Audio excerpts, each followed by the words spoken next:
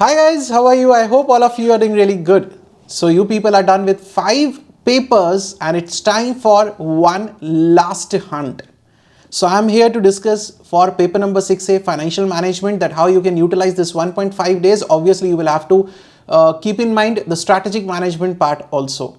But one thing that you people must be aware of, that thing that after the first 5 papers, we are mentally, physically tired. So last paper sometimes becomes the decisive one, right? It has sometimes become the difficult one. Sir, हम बहुत थक चुके हैं 5 paper के बाद, दिमाग पूरी तरह से ना जल चुका है, भून चुका है, isn't it? The mind is totally gone, sir. But now, this is the time that you need to keep patience and keep yourself up for one last hunt. That's it. After that you people can relax, just 2 days, and after that you people can relax as much as you want, watch movies, enjoy, prepare for the next group and all, for the next things and all, right? So that's what you people can do. So let's see what you have to do without wasting any time. In the next 1.5 days, again the basic things remain the same, that you have to focus on majorly on the concepts, right, and not on that too much on the practical part. First revision should be of the concepts, because if the concepts are clear, then you can definitely go for the application part. Then the current RTP, MTP, then if the time allows, go for the case study of the previous RTP and the MTPs. Only the case studies part, because the case studies are really good, that will give you the practice, right? But do not try any new question or concept. Revise only what you have already done to avoid the last minute panic. If you are going to pick up any new topic, any new question, then that might create a panic. Oh, I'm not able to solve this question. Oh, I didn't know this topic. Whatever you have done in the last few months, just stick to that, just revise that. That's the most important thing, right? Now, chapter-wise important topics, let's quickly have a view that what are all the topics that you people need to do. So I'll talk about the chapter-wise important topics. First topic is the estimation of working capital. In that, operating cycle and working capital based on operating cycle, this is important, sir. This is important for MCQ part also. For MCQ part also it is important. Otherwise, estimation of net working capital, that question can always be there, that there is a firm raw material inventory holding period, WIP holding period. Based on that you have to calculate the net working capital. Be careful about safety margin. One very important point that you have to see is, if there is a question on estimation of net working capital, the first thing that you should see is whether it is a new firm or an old firm.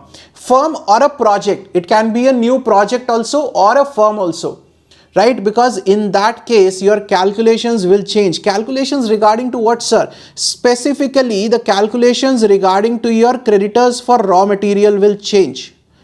Creditors for raw material will change. So you have to be little bit more careful, and that's why I'm saying, if there is a question that you see on the estimation of working capital, the first thing that you should strike your mind is that whether it is a new firm or a new project, or an old or existing firm or an existing project, right? If it is an existing product, then good, well and fine, no issues.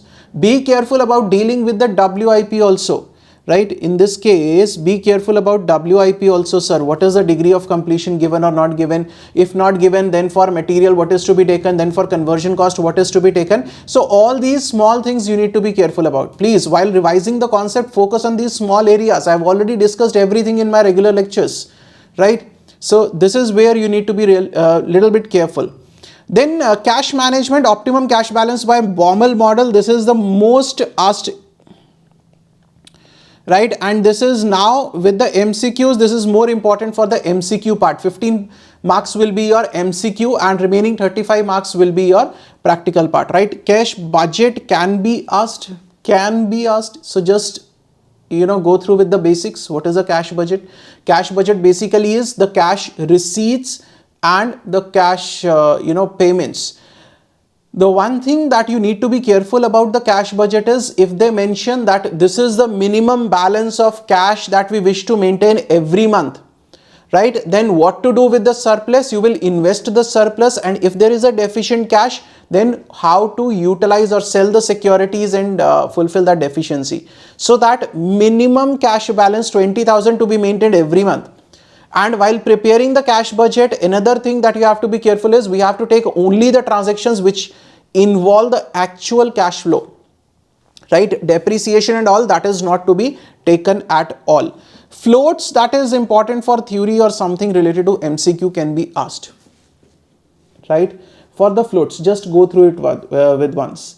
For receivables management, evaluation of different credit policies definitely important, and factoring is another important aspect of the receivables management. So please focus on the factoring.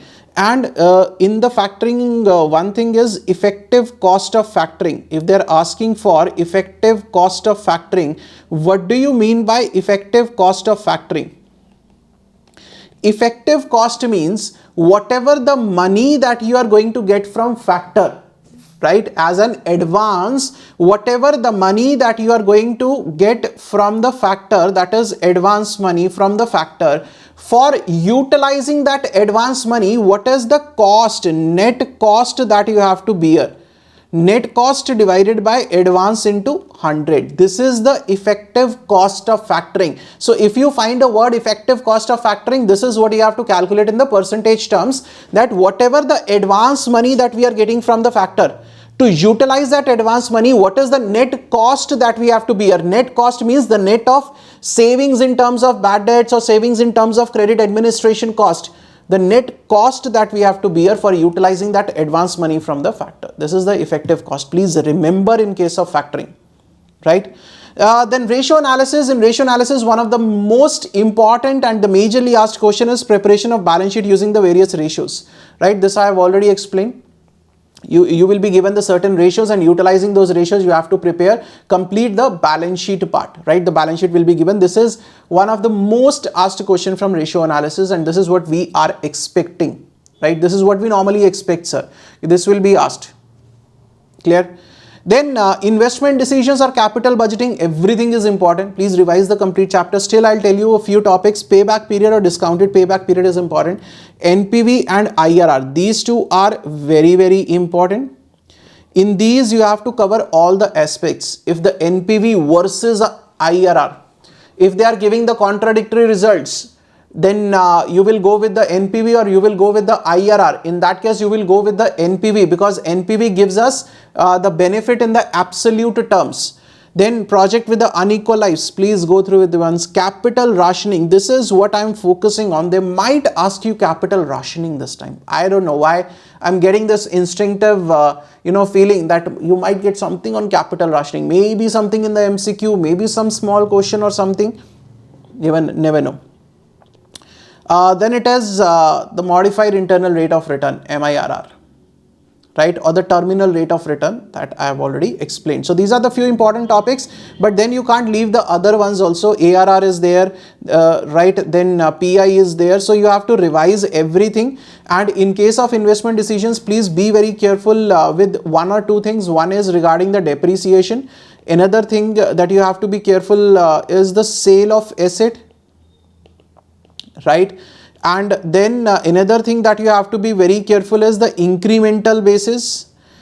Incremental basis, that where the incremental approach is to be followed. Normally this incremental approach is followed in case of replacement decisions, that where we are going to replace one machinery or one asset with another asset.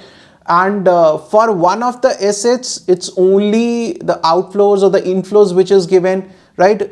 So incremental approach normally we apply there. Illustration number 18 of your ICI module, please go through with that illustration, right? It's important.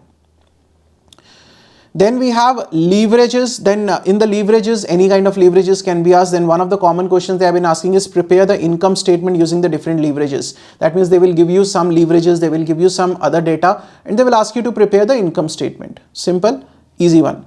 Cost of capital, definitely the WACC is going to be there using the book value and market value. In case of market value, please be very careful what you are doing with the retained earnings, right? There are two ways in which we can deal with the retained earnings. One is take the market value of equity share capital. Retained earnings are automatically included in that only. We do not take retained earnings separately. Another way is the retained earnings are distributed,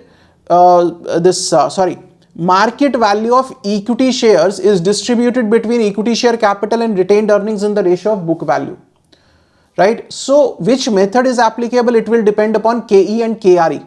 If the KE and KRE is equal, then we can take directly the market value of equity share capital and leave retained earnings. But if KE and KRE, please listen to it very carefully, if KE and KRE are not equal, if KE is different, if KRE is different, the difference can be due to the flotation cost. Because in case of KRE, we do not have flotation cost. In case of KE, we have flotation cost.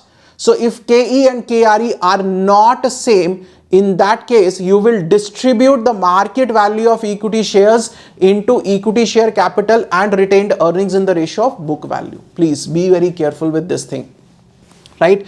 Then we have the marginal cost of capital. So these are the two topics which are important.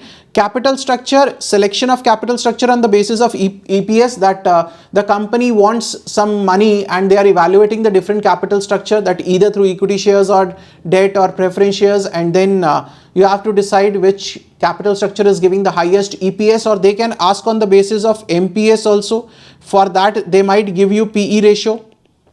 So all these things they can apply. Then arbitrage process, MM theory, very important, sir. MM theory with tax, without tax, something they can ask for the value of company. Indifference point can be there, right? That level of EBIT where the company is indifferent. So these are the few important topics from capital structure. Dividend decision, Walter and Gordon model is more important, and in that a lot of time the question is asked about the optimum dividend policy based on R and KE, right? So you have to decide based on R and KE, that if R is greater than KE, what should be the dividend policy? If R is less than KE, if R is equal to KE, then what should be the dividend policy, right? So these type of questions you must go for. Then impact of dividend on the market price using MM approach. Now that whole derivation using the MM approach, that if we are paying the dividends, if we are not paying the dividends, then what should be done, right? So all these things are important. Please go through with these things very carefully. Dividend decisions is a very small topic, but this I am expecting this time. This is important, sir.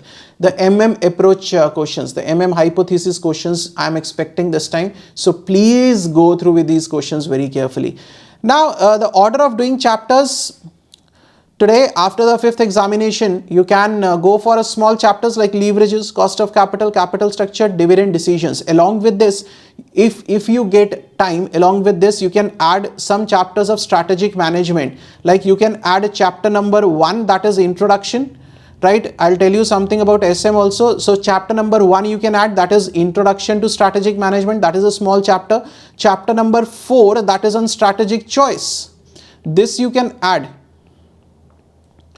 Right, this also you can add if you get time, or if you are feeling like, okay, I'll not do capital structure, I'll do 3 chapters and 2 chapters for strategic management. If you want to do it simultaneously, then right on the next day when you are fresh, start with investment decision, then ratio analysis, then working capital, then go for the remaining SM chapters, that is chapter number 2, external environment, right, external environment. Then chapter number 3 is on internal environment, and chapter number 5, that is strategic implementation. So this is how you can manage this FM and SM. So I've given you the SM also, in which order you can go for SM. Chapter number 1, intro to SM. Chapter number 4, strategic choice. These are the smaller chapters you can easily complete. Then chapter number 2, 3 and 5. Keep the 5th chapter to the end only, because it is a huge chapter, strategic implementation. That is a big chapter. Keep it to the end, but 2nd and 3rd you can easily manage. So this is the order in which you can do, but it is not a hard and fast rule. You can do it any way that is comfortable to you. Just think about yourself, plan and just implement, right?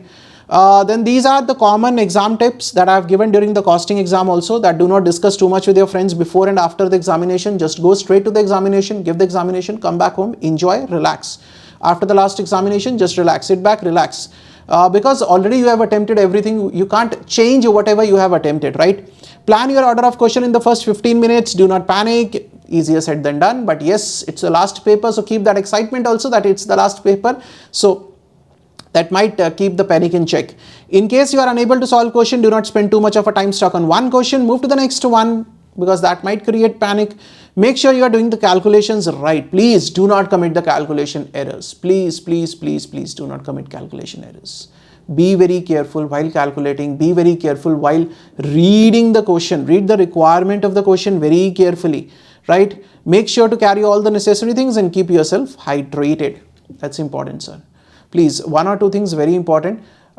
Do not commit the calculation errors. Be very careful with the calculations that you are doing, and read what is given in the question, whether it is given per unit, whether it is given for the total quantity, whatever is given to you, please. And wherever you find it little bit confusing, give a note, right? If you are assuming something or you are getting confused with something, give a note to be on the safer side. Like, so be very careful. I believe that you people will be doing really fantastic. This is your last examination, and this PDF you will find in my Telegram channel, in the Telegram group, so you can get it from there, right? I'll post this PDF there, so nothing to worry as such. For the 1.5 days, important topics I've given you the strategy, I've given you the order. Now it's up to you guys, that give it your best shot in the next 1.5 days, because this can be defining moments, right? The last paper can be the defining moments, because on one side we are really excited that it's going to be the last paper, but at the other hand we are mentally, physically drained also after giving those 5 tough examinations. So you need to keep your the balance of those energies, so that you are able to channelize it and you are able to study well for this last paper. So my best wishes to all of you, that you people crack it, you people are able to attempt very well. And in case one last tip, in case you are finding any question which is really tough, just think about whatever you have studied in that chapter and apply to the extent you can do. Leave it, move to the next question, right? At least you will get some stepwise marking. That's really important. Now I'll see you on 21st, that is with the paper review of the financial management. We'll see you there. Till then, just prepare well, stay calm, stay hydrated. That's the most important thing. See you guys till then. Stay safe, stay healthy, keep studying, keep sharing. Thank you so much.